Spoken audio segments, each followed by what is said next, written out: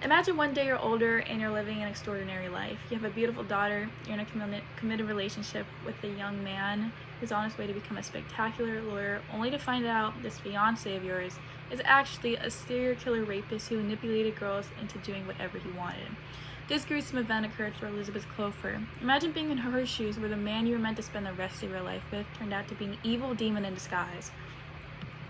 When it comes to nurture versus nature, many arguments have been held due to many not understanding why individuals are the way they are. The research that has been given is based on serial killers such as Ted Bundy, Jeffrey Dahmer, and Richard Ramirez, where they all experienced different home environments, but they all ended up the same.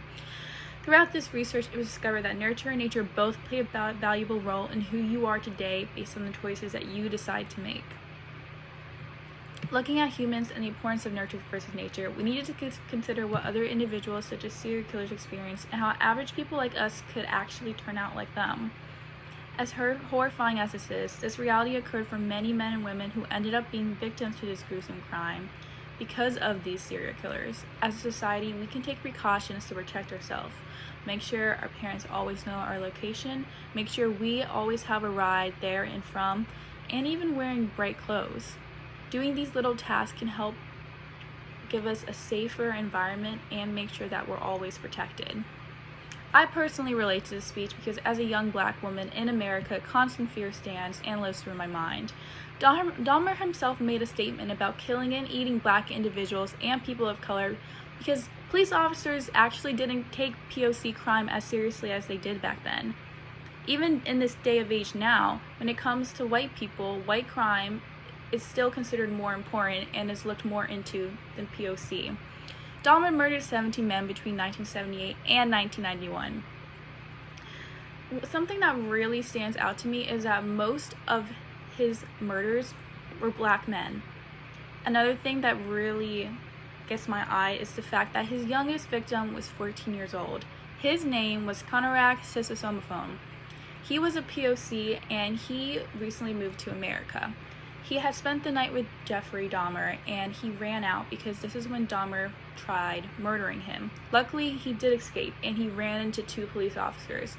Keep in mind that this 14-year-old didn't really know how to speak English that well, but you can see him wailing that he needs help, that he's in fear. Jeffrey Dahmer sadly caught up and said, "No, this is my lover, he's with me." And the police officers just dismissed it. Even two women went out to say, "I know this young man, he lives in our neighborhood." Those two police officers decided not to even look into it, and sadly, this young man did become the youngest victim of Jeffrey Dahmer. Starting off with my first point even further is that our genetics play a huge role in who we are. A gene that has spooked many is the serial killer gene called MAOA. It's an enzyme that breaks down molecules called monoamines and influences the killer gene to be apparent in our bodies. If you're like me, you probably heard of this gene through the hit TV show Riverdale. I decided to look into more information about this, and this gene is actually true. This gene could be passed off into different generations, and you may not even know you have it. So I wondered, did these serial killers have it, or was it all just a coincidence? Now that we talked about the gene, let's talk about how someone's environment can impact who they are. Jeffrey Dahmer, for example, he was a happy and energetic boy until the age of 4. This is when he got surgery to fix a double hernia. After this, he seemed to have a change in personality. He became very distant, he became very loathsome. He liked and enjoyed hurting small animals, killing birds. He even had witnesses in his neighborhood see him kill these animals and enjoy it. It got to the point where in high school, a lot of people thought he was extremely weird and they were afraid of him. Nobody wanted to be around him. Ted Bundy, on the other hand, he was just a very quiet child, but nothing out of the ordinary. He's also very intelligent and even on his way to become a lawyer when he was going to college. He would have been a great lawyer, the judge stated, when he was getting convicted for his crimes, but decided to end up being a serial killer. Richard Ramirez, on the other hand, when he was in 8th and 9th grade, he decided to do LSD, and this is where he got into Satanism and believed that Satan was the true power that we can all uphold.